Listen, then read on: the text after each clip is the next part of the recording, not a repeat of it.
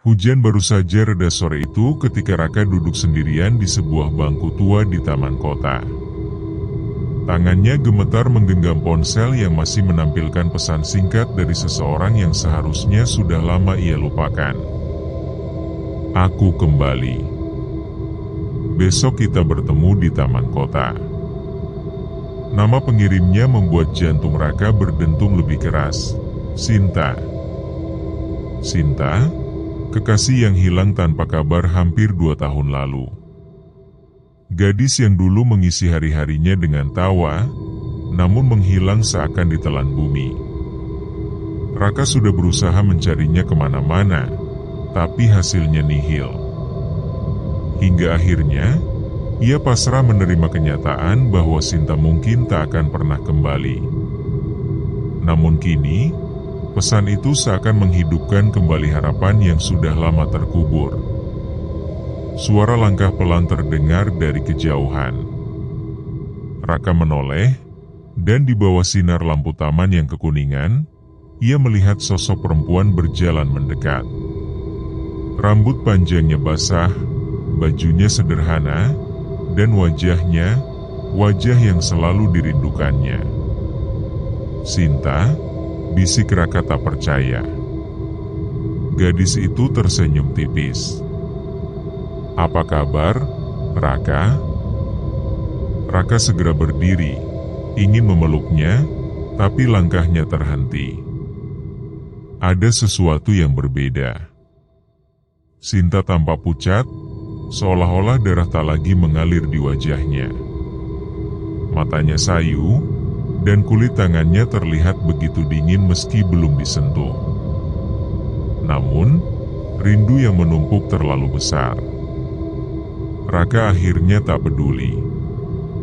Ia meraih tangan Sinta. Sekejap, tubuhnya merinding. Jari jemari itu dingin, dingin seperti es, meski udara malam itu tak terlalu menusuk. Kamu kemana saja selama ini? Tanya Raka tergesa, suaranya bergetar. Sinta hanya menunduk, menatap tanah basah yang becek oleh sisa hujan. Banyak hal yang tidak bisa aku ceritakan.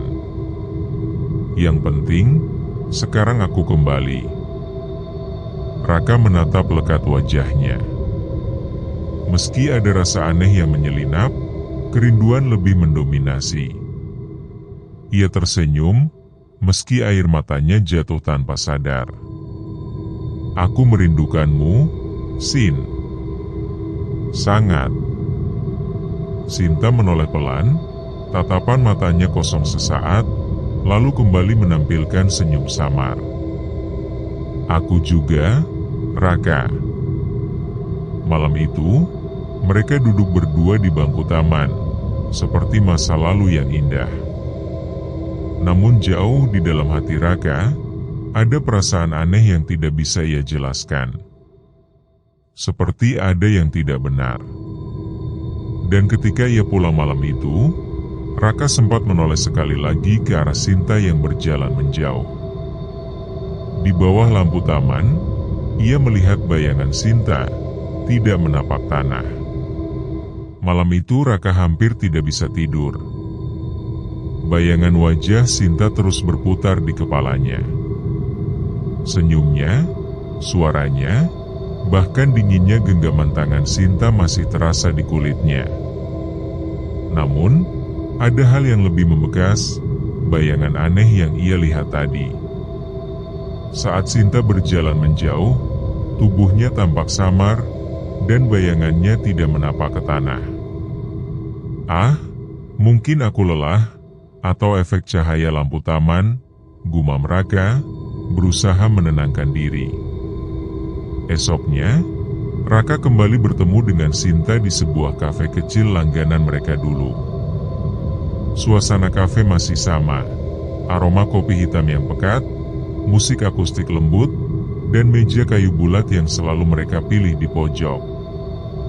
Raka menunggu dengan cemas, sampai akhirnya pintu kafe terbuka dan Sinta masuk. Semua mata di dalam kafe seolah menoleh padanya.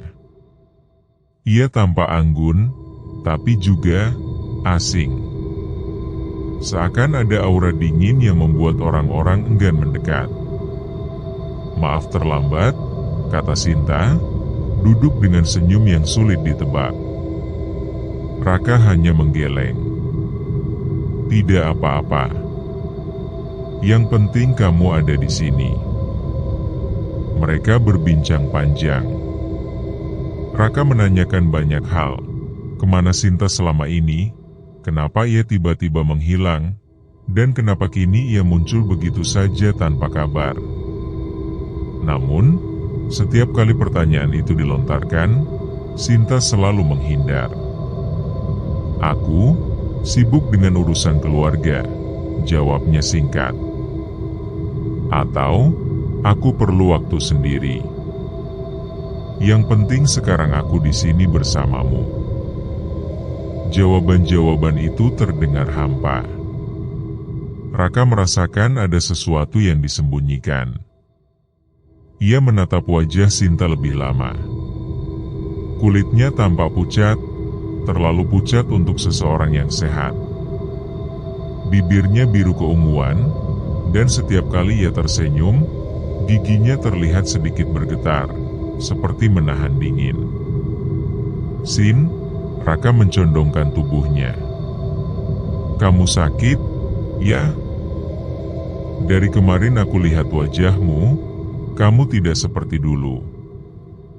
Sinta menatapnya lama, matanya berkaca-kaca. "Aku baik-baik saja, Raka. Jangan khawatir. Aku hanya tidak punya banyak waktu." "Tidak punya banyak waktu?" Raka mengernyit. "Maksudmu apa?" Sinta buru-buru tersenyum lagi, meski senyum itu terasa dipaksakan. "Lupakan. Aku hanya ingin menikmati momen ini bersamamu." Raka terdiam, hatinya berdebar tidak karuan. Kata-kata itu menggantung di kepalanya. Tidak punya banyak waktu. Malam semakin larut. Mereka berpisah di depan kafe. Saat hendak berpamitan, Raka memberanikan diri untuk memeluk Sinta. Namun begitu tubuh mereka bersentuhan, Raka seperti memeluk bongkahan es. Napasnya memburu, sementara tubuh Sinta diam, kaku, dan dingin. Aku benar-benar merindukanmu," bisik Raka sambil menahan getaran tubuhnya. Sinta menepuk pelan punggungnya. "Aku juga, Raka. Tapi ingat, jangan pernah bertanya terlalu jauh. Ada hal-hal yang lebih baik tidak kamu ketahui." Raka melepaskan pelukan itu dengan kebingungan. "Kenapa?" "Aku pacarmu. Kalau ada masalah, seharusnya aku tahu." Sinta menunduk, tidak menjawab. Ia lalu melangkah pergi, meninggalkan Raka yang terpaku di tempat. Dan untuk kedua kalinya, Raka melihat hal yang membuat bulu kuduknya berdiri. Ketika Sinta berjalan menjauh, tubuhnya perlahan memudar, seolah kabut menyelimuti dirinya. Hanya dalam beberapa detik, ia hilang begitu saja di tikungan jalan, tanpa jejak langkah, tanpa suara. Raka berdiri kaku, darahnya serasa berhenti mengalir. "Apa yang sebenarnya terjadi padamu, Sinta?" Pagi itu, Raka tidak bisa lagi menahan rasa penasaran yang membara di dadanya. Setelah 2 pertemuan aneh dengan Sinta, pikirannya dipenuhi pertanyaan, kemana gadis itu menghilang selama 2 tahun, dan mengapa sekarang ia muncul dengan begitu banyak kejanggalan? Raka akhirnya memutuskan untuk menjemput Sinta ke rumahnya. Ia ingin memastikan semuanya. Di ponselnya, ia masih menyimpan alamat yang dulu pernah diberikan Sinta ketika mereka masih bersama. Sebuah rumah sederhana di ujung jalan raya desa, dekat dengan kebun bambu yang cukup lebat. Dengan penuh semangat bercampur gugup, Raka mengendarai motornya menuju alamat tersebut. Jalanan agak sepi, hanya ada beberapa anak kecil berlarian di gang, dan suara angin meniup daun bambu menambah suasana mencekam. Setibanya di depan rumah, Raka tertegun. Rumah itu kosong. Cat dindingnya terkelupas, pintu depannya setengah roboh, kaca jendelanya pecah, dan halaman dipenuhi ilalang tinggi. Rumah itu jelas tidak berpenghuni bertahun-tahun lamanya. Tidak mungkin, bisik Raka, menatap ponselnya lagi untuk memastikan alamat. Benar. Alamat itu sesuai. Ia memberanikan diri masuk ke halaman, membuka pagar berkarat yang menjerit saat disentuh. Bau lembab dan anyir langsung menusuk hidungnya. Di teras, ada kursi kayu reot yang patah di satu sisi. "Permisi," teriak Raka, berharap ada orang yang bisa menjawab. Namun, yang ia dapatkan hanya suara angin dan derit genteng tua. Beberapa menit kemudian, seorang ibu paruhbaya dari rumah sebelah keluar. Ia menatap Raka penuh curiga. "Kamu siapa, Nak?" "Cari siapa di rumah itu?" tanya si ibu dengan nada waspada. Raka segera menghampirinya. "Permisi, Bu. Saya mencari Sinta, dulu dia tinggal di sini." Mata si ibu membelalak, lalu wajahnya berubah pucat. Ia memandang rumah kosong itu, lalu menatap Raka dengan ekspresi ngeri. "Anak muda, jangan sembarangan bicara. Gadis yang kau maksud sudah tidak ada." Raka mengernyit. "Tidak ada? Maksud ibu?" "Pemilik rumah ini sudah lama meninggal. 2 tahun lalu, anak perempuannya kecelakaan dan meninggal di tempat. Namanya Sinta." Kata-kata itu bagai petir yang menyambar kepala Raka. Dadanya sesak, napasnya tersendat. Tidak mungkin, Bu. Saya baru saja bertemu dengannya 2 kali. Dia sehat-sehat saja."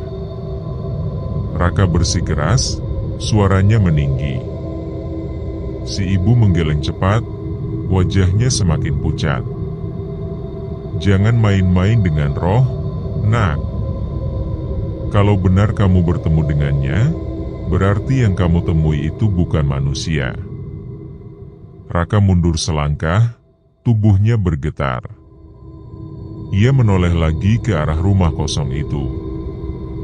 Jendela di lantai 2 yang pecah tampak gelap, namun sesaat ia merasa ada seseorang yang berdiri di baliknya. Seperti bayangan perempuan berambut panjang, menatap tajam ke arahnya. Raka cepat-cepat naik motor dan pergi dari sana, meski jantungnya seperti mau meledak. Jalanan terasa lebih sunyi, suara mesinnya seperti tenggelam dalam keheningan yang menakutkan. Sesampainya di kamar, Raka terdiam lama. Kata-kata ibu tadi terus terngiang di kepalanya. 2 tahun lalu, Sinta meninggal. Namun bagaimana mungkin? Ia merasakan tangan Sinta, mendengar suaranya, bahkan mencium aroma tubuhnya. Semuanya nyata.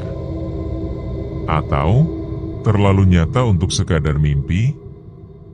Malam itu, ketika ia mencoba tidur, ponselnya bergetar. Sebuah pesan masuk. Dari Sinta. "Kamu datang ke rumahku, ya? Aku sudah bilang jangan cari tahu. Aku tidak ingin kamu takut padaku. Jari-jari Raka kaku. Tangannya bergetar saat membaca pesan itu. Dan seketika, ia merasa ada yang berdiri di pojok kamarnya, menatapnya dalam gelap. Raka tidak bisa lagi membedakan antara kenyataan dan mimpi. Pesan singkat dari Sinta semalam masih terpampang jelas di layar ponselnya, membuat dadanya bergemuruh ketakutan sekaligus kebingungan. "Aku tidak ingin kamu takut padaku." Kata-kata itu menghantui benaknya. Bagaimana mungkin seseorang yang sudah meninggal masih bisa mengirim pesan? Namun, di balik rasa takut itu, ada kerinduan yang terlalu besar. Raka merasa dirinya terikat pada sosok Sinta, entah manusia atau bukan. Ia tidak bisa begitu saja meninggalkan gadis itu. Malam itu, mereka bertemu lagi. Sinta meminta Raka untuk menemaninya berjalan di taman kota yang sama. Raka datang dengan perasaan campur aduk. Sinta sudah duduk di bangku kayu, mengenakan gaun putih sederhana. Rambutnya yang panjang tergerai, berkilau di bawah lampu taman yang temaram. Namun wajahnya semakin pucat dan senyumnya lebih samar daripada sebelumnya. "Kenapa wajahmu murung sekali, Raka?" tanya Sinta dengan suara lembut, tapi datar. Raka menelan ludah. "Sin, aku ingin tahu yang sebenarnya. Aku sudah ke rumahmu." Sinta menoleh perlahan, tatapannya tajam menusuk. "Aku sudah bilang, jangan cari tahu." Raka hampir kehilangan kata-kata. Tapi rasa ingin tahu lebih kuat dari rasa takutnya. "Mereka bilang kamu sudah meninggal 2 tahun lalu." Keheningan panjang menggantung di antara mereka. Angin malam bertiup lebih kencang, dedaunan berjatuhan menimbulkan suara gesekan aneh. Sinta akhirnya tersenyum tipis, senyum yang membuat darah Raka berdesir. "Kalau aku sudah mati, kenapa kamu bisa melihatku sekarang?" Raka tercekat, tidak bisa menjawab. Tiba-tiba, ia merasakan sesuatu. Ada bayangan lain di belakang Sinta, samar, tinggi, dan bergerak mengikuti mereka. Jantung Raka berdegup kencang. Ia menoleh, tapi bayangan itu menghilang begitu saja. "Sin, ada orang lain di sini?" Suara Raka bergetar. Sinta hanya menggeleng pelan. "Tidak ada siapa-siapa. Hanya aku dan kamu." Namun saat mereka berjalan bersama melewati sebuah gang sempit, Raka kembali melihat bayangan itu. Kali ini lebih jelas. Sosok tinggi kurus, hitam, tanpa wajah, berjalan tepat di belakang mereka. Raka berhenti mendadak, tubuhnya kaku. "Sinta, siapa itu?" teriaknya. Sinta berbalik, menatapnya dengan mata berkaca-kaca. "Jangan ikuti aku lagi, Raka. Aku tidak ingin kamu tahu lebih banyak. Aku tidak ingin kamu ikut terjebak." Dan sebelum Raka sempat menjawab, Sinta berlari ke ujung gang yang gelap. Raka mengejarnya, tapi tiba-tiba Sinta lenyap, hilang begitu saja, seolah menembus kegelapan. Raka berdiri kaku, napasnya memburu. Bayangan hitam itu juga sudah tidak ada. Hanya ada dingin yang menusuk, dan suara bisikan samar yang entah dari mana asalnya. Dia bukan lagi milik dunia ini. Sejak kejadian malam itu, Raka hampir tidak bisa tidur. Bayangan hitam yang ia lihat di belakang Sinta terus menghantui pikirannya. Lebih parah lagi, Rasa penasaran dan rasa takut bercampur menjadi satu, membuat dadanya selalu berdegup tak karuan. Malam itu, ponselnya tiba-tiba berdering. Nama yang muncul di layar membuat tubuhnya kaku. Sinta. Dengan tangan gemetar, Raka mengangkat telepon itu. Halo, suaranya bergetar. Di seberang, terdengar suara Sinta, lirih dan serak, seperti datang dari tempat yang jauh. Raka, apa kamu baik-baik saja? Hati Raka sejenak lega mendengar suara itu. Aku baik-baik saja. Tapi kamu, kenapa kamu tiba-tiba menghilang waktu itu? Kamu di mana sekarang? Sinta terdiam cukup lama sebelum menjawab. Aku ada di dekatmu, selalu. Tapi aku tidak bisa sering menemuimu lagi. Ada hal-hal yang tidak bisa kamu pahami. Raka menekan keningnya yang berdenyut. Kenapa harus seperti ini, Sin? Kalau memang ada masalah, katakan padaku. Jangan biarkan aku terus bingung seperti ini. Sebelum Sinta menjawab, terdengar suara lain.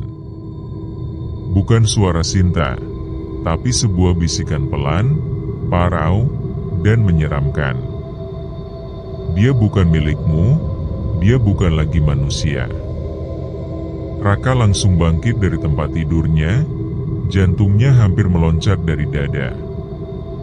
Siapa itu? Siapa yang bicara barusan? Teriaknya ke telepon. Namun Sinta buru-buru menyela, suaranya terdengar panik. Jangan dengarkan, Raka. Tolong jangan dengarkan. Aku mohon. Suara di seberang bercampur, tangisan lirih Sinta, dan bisikan aneh yang makin jelas. Dia akan membawamu, ikut bersamanya. Raka menjauhkan ponsel dari telinga, tapi suara itu tetap terdengar, seakan menyelinap langsung ke kepalanya. Suhu kamar mendadak turun drastis, napasnya terlihat seperti uap di udara. Cukup. Hentikan. Teriak Raka, hampir melempar ponselnya. Tiba-tiba, sambungan terputus. Layar ponsel kembali normal. Raka terduduk di lantai, tubuhnya bergetar hebat. Ponselnya terjatuh, namun masih menyala. Saat ia menunduk untuk mengambilnya, matanya melebar ngeri. Di layar ponsel, ada foto terbaru yang entah dari mana datangnya. Foto itu menunjukkan dirinya sendiri, sedang tidur di kasur, malam itu juga. Dan tepat di sampingnya, tampak sosok Sinta duduk dengan wajah pucat, menatapnya lekat-lekat. Pagi itu, Raka datang ke kampus dengan wajah pucat. Matanya merah karena kurang tidur, kepalanya terasa berat akibat mimpi buruk yang terus menghantuinya. Namun, yang paling menakutkan bukanlah mimpi, melainkan kenyataan, foto yang muncul di ponselnya semalam. Foto dirinya sedang tidur, dengan Sinta duduk di sampingnya. Ia berusaha menganggap itu halusinasi atau ulah orang iseng, tapi jauh di dalam hatinya, ia tahu sesuatu yang lebih menyeramkan sedang terjadi. Hari itu, takdir membawanya bertemu seseorang yang sudah lama tidak ia lihat. Rani, sahabat dekat Sinta semasa kuliah. Raka menemukannya di perpustakaan, sedang menyalin catatan. Saat melihat Raka, wajah Rani sejenak terkejut, lalu tersenyum samar. Raka, wah, sudah lama sekali kita nggak ketemu. Raka mengangguk canggung. Iya, lama sekali. Aku sebenarnya mau bicara sesuatu. tentang Sinta. Mendengar nama itu, senyum Rani langsung memudar. Matanya menatap tajam ke arah Raka. Sinta? Kamu? Kenapa nyebut dia? Raka menarik napas panjang, lalu bercerita. Bagaimana ia bertemu lagi dengan Sinta, bagaimana mereka sering jalan bersama, dan bagaimana Sinta selalu menghindar ketika ditanya soal masa lalunya. Namun semakin banyak ia bercerita, semakin pucat wajah Rani. Tangannya gemetar, dan matanya mulai berkaca-kaca. Raka, jangan bercanda, suara Rani bergetar. Sinta sudah meninggal. 2 tahun lalu, kecelakaan mobil di jalan tol. Aku sendiri yang lihat jenazahnya, aku ikut ke pemakamannya. Kata-kata itu menusuk telinga Raka seperti jarum panas. Ia menggeleng keras. Tidak. Kamu salah. Aku bertemu dengannya. Dia duduk di depanku, aku bisa menggenggam tangannya, aku mendengar suaranya. Rani menutup mulut dengan tangannya, berusaha menahan tangis. Astaga, Raka, kalau benar kamu melihat dia, berarti yang datang padamu itu bukan manusia. Itu roh, arwah yang terjebak. Suasana perpustakaan mendadak mencekam. Seakan-akan udara di sekitar mereka membeku. Raka menunduk, tubuhnya gemetar. Aku tidak percaya. Kalau dia memang sudah meninggal, kenapa aku bisa merasa semuanya begitu nyata? Rani menggenggam bahu Raka erat-erat. Dengar aku, Raka. Arwah bisa menampakkan diri dengan wujud yang sangat mirip manusia. Mereka bisa tersenyum, berbicara, bahkan menyentuhmu. Tapi itu bukan lagi Sinta yang dulu kamu kenal. Itu hanyalah bayangan. Bayangan yang mungkin tidak akan pernah melepaskanmu. Raka terdiam, wajahnya pucat pasi. Kata-kata Rani berputar-putar di kepalanya, membuatnya hampir gila. Namun sebelum ia bisa bertanya lebih jauh, tiba-tiba ponselnya bergetar lagi. Sebuah pesan masuk. Dari Sinta. Kamu sedang bersama Rani, ya? Jangan percaya apapun yang dia katakan. Aku masih di sini, Raka, untukmu. Raka hampir menjatuhkan ponselnya. Tubuhnya kaku, sementara Rani menatap layar itu dengan tatapan ngeri. Astaga, dia tahu, bisik Rani dengan suara lirih. Di saat yang sama, lampu perpustakaan berkedip-kedip, dan hawa dingin menusuk tiba-tiba menyelimuti ruangan. Setelah mendengar penjelasan Rani, hati Raka kacau balau. Setiap kata yang keluar dari mulut sahabat Sinta itu seperti belati yang menusuk pikirannya. Tapi bagian yang paling mengganggu adalah pesan singkat dari Sinta yang datang tepat setelah percakapan itu. Jangan percaya apapun yang dia katakan. Aku masih di sini, Raka, untukmu. Bagaimana mungkin Sinta tahu ia sedang bersama Rani? Apakah Sinta mengawasinya dari dekat? Malam itu, Raka tidak bisa menahan dirinya lagi. Ia harus mencari kebenaran dengan matanya sendiri. Dengan langkah ragu, ia menuju ke pemakaman desa yang disebut Rani. Pemakaman itu terletak agak jauh dari kota, di tepi hutan kecil yang sunyi. Bulan setengah purnama menggantung redup, sementara suara jangkrik terdengar bersahut-sahutan. Raka membawa senter kecil, meski tangan yang memegangnya gemetar. Setiap langkah di jalan tanah berkerikil terasa berat, seolah ada yang menahannya untuk tidak melanjutkan perjalanan. Hingga akhirnya, ia menemukan batu nisan dengan nama yang membuat darahnya berhenti mengalir. Sinta Ayu Lestari.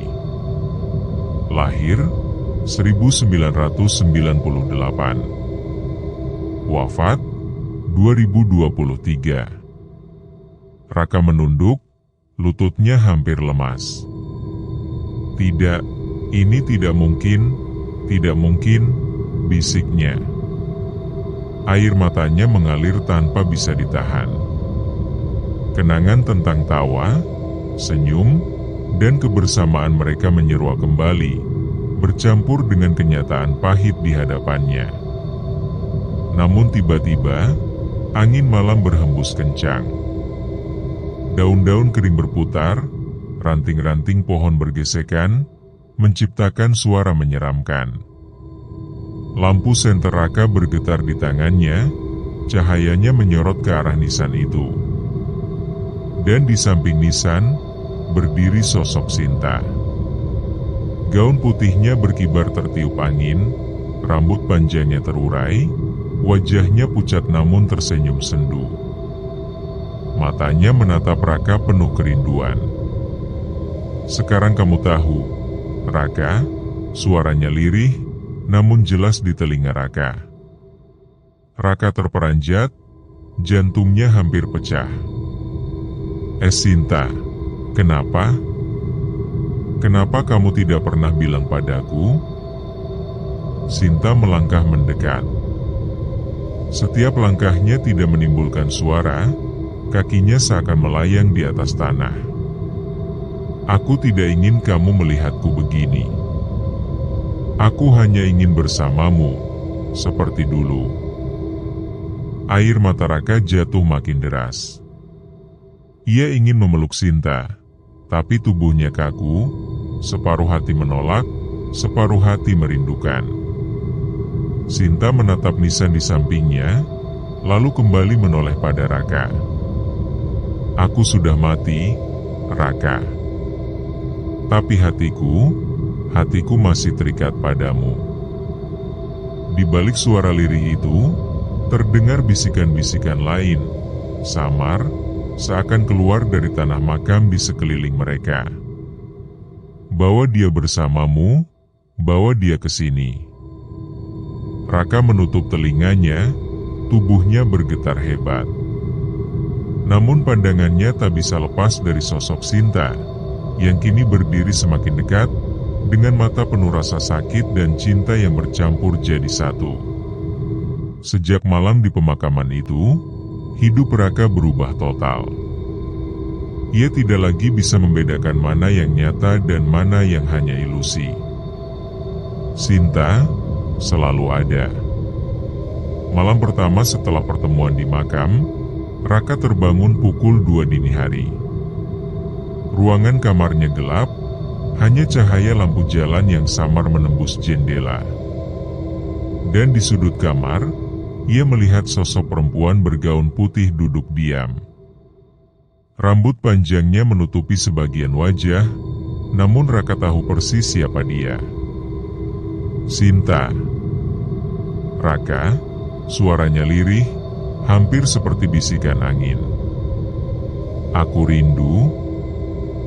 Raka menahan napas, tubuhnya membeku. Ia ingin berteriak, tapi suara tercekat di tenggorokan. Sinta berdiri perlahan, langkahnya tidak menimbulkan suara. Lalu ia duduk di tepi ranjang, begitu dekat hingga Raka bisa merasakan hawa dingin yang menusuk tulang. Aku ingin kita seperti dulu, kamu dan aku, bersama selamanya. Raka menutup mata, air matanya jatuh. Sinta, kamu sudah tiada. Aku tidak bisa. Belum sempat ia menyelesaikan kalimatnya, Sinta menyentuh tangannya. Kulitnya dingin, seperti menyentuh es. Namun genggamannya kuat, tak bisa dihindari. Tidak ada yang bisa memisahkan kita. Tidak jarak. Tidak kematian. Malam demi malam, Sinta selalu datang. Kadang duduk di kursi belajar sambil memandangi Raka yang berusaha pura-pura tidur. Kadang berdiri di depan cermin, menatap pantulan dirinya yang samar-samar berubah menjadi sosok mengerikan dengan mata kosong dan wajah membusuk. Pernah suatu malam, ketika Raka membuka mata, ia melihat Sinta berbaring di sampingnya. Rambutnya terurai di bantal, wajahnya hanya beberapa sentimeter dari wajahnya. Lihat, Raka, kita akhirnya tidur bersama lagi, seperti dulu kau inginkan, bisiknya, dengan senyum yang aneh, senyum yang membuat bulu kuduk Raka berdiri. Raka tidak tahan. Ia mulai jarang tidur, selalu terjaga hingga subuh, berharap Sinta tidak muncul. Tapi semakin ia mencoba menghindar, semakin sering Sinta datang. Bahkan di siang hari. Pernah saat ia menatap layar laptop di ruang tamu, bayangan Sinta tampak jelas di cermin lemari kaca di belakangnya. Meski ketika ia menoleh, ruangan kosong. Semakin lama, Sinta bukan hanya hadir, tapi menuntut. Aku ingin kamu ikut denganku, Raka. Dunia ini kejam. Dunia kita jauh lebih indah di sana. Bersamaku. Selamanya. Kata-kata itu menggema di kepala Raka, membuatnya nyaris gila. Dan malam itu, Sinta mendekatkan wajahnya, matanya menatap dalam ke mata Raka. Pupus sudah senyum manisnya, berganti sorot kelam yang penuh obsesi. Kalau kamu menolak, aku akan membuatmu tidak bisa pergi. Aku akan pastikan kamu tetap di sini, hanya untukku. Hari-hari Raka berubah menjadi neraka. Sejak Sinta mulai menemaninya di kamar, pikirannya semakin kacau. Ia berusaha meyakinkan diri bahwa semua itu hanya mimpi buruk, halusinasi karena stres. Namun, semua keyakinan itu runtuh ketika teror mulai mengikuti dirinya keluar rumah. Di kantor, Raka tengah menatap layar komputer dengan wajah lelah. Matanya sembab karena kurang tidur. Teman sekantornya, Yudi, menepuk pundaknya. Bro, lo sakit? Muka lu pucat banget. Raka memaksa tersenyum. Gak, gue cuma kurang tidur. Yudi menatapnya heran. Tapi sebelum pergi, Yudi berbisik, barusan gue lihat ada cewek berdiri di belakang lo. Gue kira pacar lo, tapi pas gue noleh lagi, gak ada. Jangan bikin gue merinding, bro. Raka terdiam. Jantungnya berdegup kencang. Ia tidak berani menoleh ke belakang. Malamnya, ketika ia mencoba menenangkan diri di kamar mandi kantor, sesuatu terjadi. Saat ia menatap wajahnya di cermin, ia melihat ada bayangan perempuan berdiri di pojok ruangan, tepat di belakangnya. Rambut panjang, gaun putih lusuh, wajah pucat menunduk. Raka membalikan badan dengan cepat, ruangan kosong. Tapi ketika ia kembali menatap cermin, bayangan itu masih ada. Bahkan kali ini, sosok itu menatap lurus ke arahnya dengan mata gelap yang kosong. Itu Sinta. Kenapa kamu terus berusaha menjauh dariku? Bisiknya dari pantulan cermin, meski bibirnya di dunia nyata tak bergerak. Raka terjatuh ke lantai, ketakutan setengah mati. Ia keluar kamar mandi terburu-buru, tubuhnya gemetar. Mulai dari hari itu, bukan hanya Raka yang merasakan. Rekan kerja lain juga mulai diganggu. Komputer tiba-tiba mati sendiri, lampu kantor berkedip-kedip, bahkan suara tangisan perempuan kadang terdengar dari ruang arsip yang sepi. Suatu sore, saat Raka hendak pulang, satpam gedung menghampirinya dengan wajah pucat. "Mas, maaf kalau lancang. Tapi, siapa perempuan yang sering ikut Mas Raka? Tadi saya lihat dia jalan di belakang Mas, tapi pas saya kejar, hilang begitu saja." Raka tidak bisa berkata apa-apa. Tenggorokannya kering, kakinya lemas. Seolah itu belum cukup, di rumah pun keadaan makin memburuk. Pintu kamarnya sering terbuka sendiri di tengah malam. Foto-foto lama bersama Sinta yang disimpannya di laci kini muncul begitu saja di meja, seakan ada yang menatanya kembali. Dan puncaknya, suatu malam, ketika Raka mencoba tidur, ia merasakan ada sesuatu merangkak naik ke atas tubuhnya. Dadanya terasa berat, napasnya sesak. Saat ia membuka mata, Sinta sudah berada tepat di atasnya. Wajahnya pucat, matanya kosong, namun bibirnya tersenyum meri. "Aku sudah menunggumu, Raka. Kau tidak bisa kabur. Aku akan selalu ada, sampai kau ikut denganku." Raka berteriak histeris, tapi suaranya tercekat. Tangannya mencoba mendorong, namun tubuhnya lumpuh. Hanya bisa merasakan dinginnya sentuhan Sinta, yang semakin menekan dadanya, seolah ingin mencabut nyawanya di malam itu juga. Raka tidak bisa lagi membedakan antara mimpi buruk dan kenyataan. Malam-malamnya dipenuhi oleh kehadiran Sinta, siang harinya dihantui oleh bisikan dan bayangan samar. Tubuhnya semakin kurus, wajahnya pucat, matanya cekung karena kurang tidur. Ia tahu, ini tidak bisa dibiarkan lebih lama. Sinta tidak lagi sekadar menemaninya. Ia menuntut. Malam itu, Raka duduk di kamar dengan lilin menyala. Ia mencari cara melalui buku-buku lama, artikel internet, bahkan bertanya pada seorang ustaz yang pernah ia datangi diam-diam. Satu hal yang selalu ditekankan, jangan biarkan arwah yang terikat emosi menguasaimu, karena ia akan menyeretmu bersamanya. Namun, bagaimana ia bisa menolak Sinta? Perempuan yang begitu ia cintai, yang kini bahkan setelah mati, masih setia menemaninya. Pukul 2 dini hari, udara kamar berubah dingin menusuk tulang.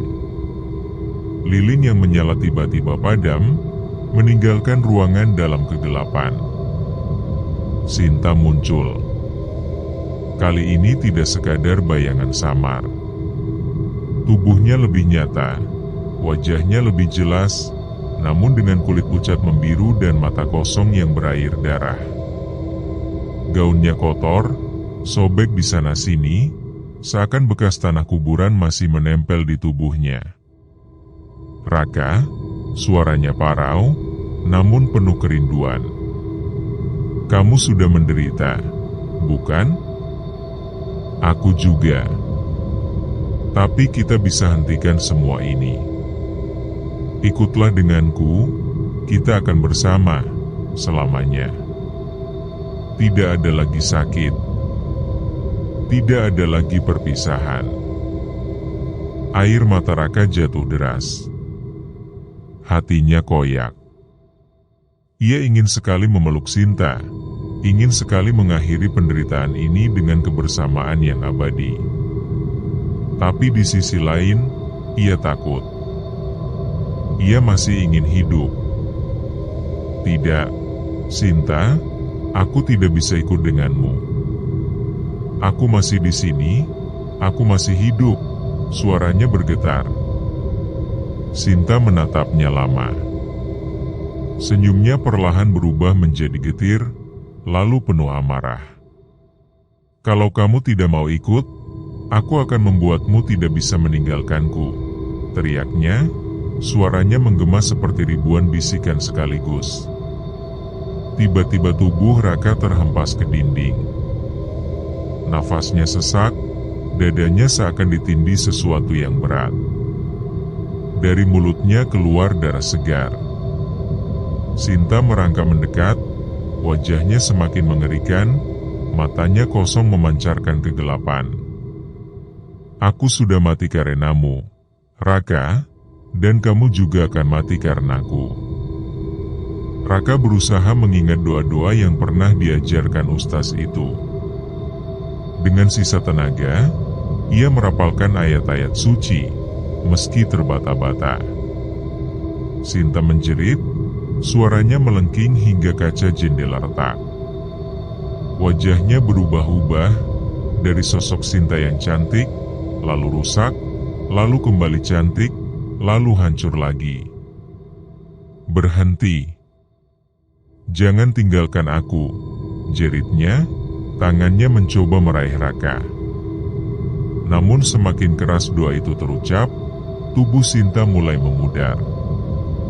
Dari sosok utuh, menjadi bayangan samar, lalu hanya suara tangisan yang menggema di kamar itu. Hening. Raka terkulai, tubuhnya gemetar, napasnya terengah-engah.